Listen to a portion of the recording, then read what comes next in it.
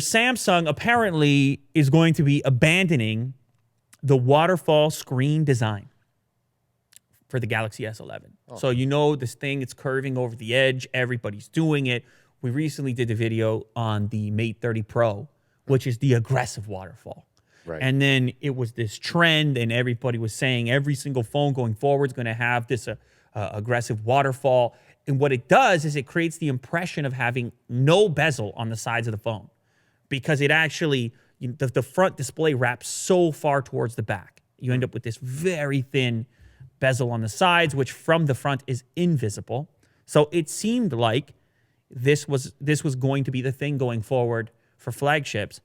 According to our pal Ice Universe, I don't need to remind you, name speaks for itself.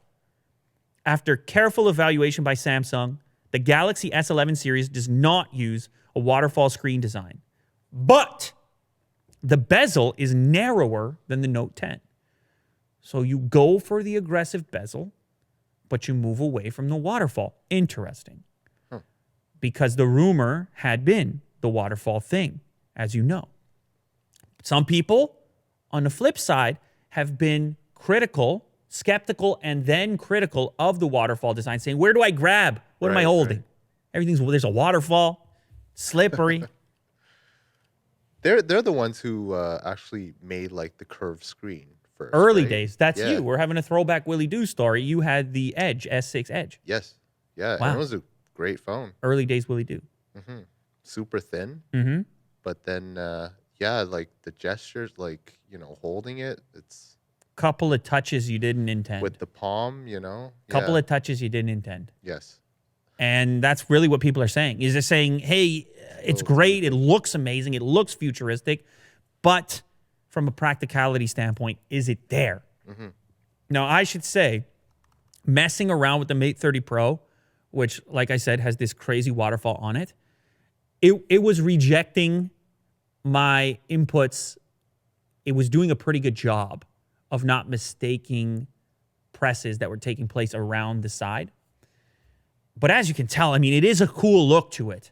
Mm-hmm. But I can kind of understand Samsung's point of view.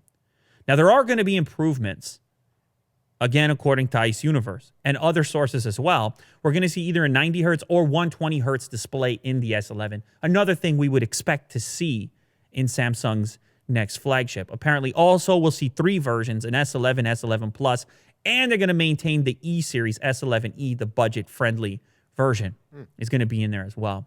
You're going to have HDR10 Plus.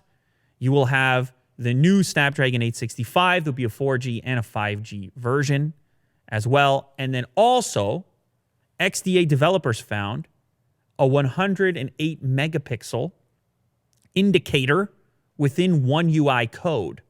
So there's also speculation that maybe Samsung attempts this wild 108 megapixel sensor that other manufacturers have toyed around with the idea. We're hearing about it more now.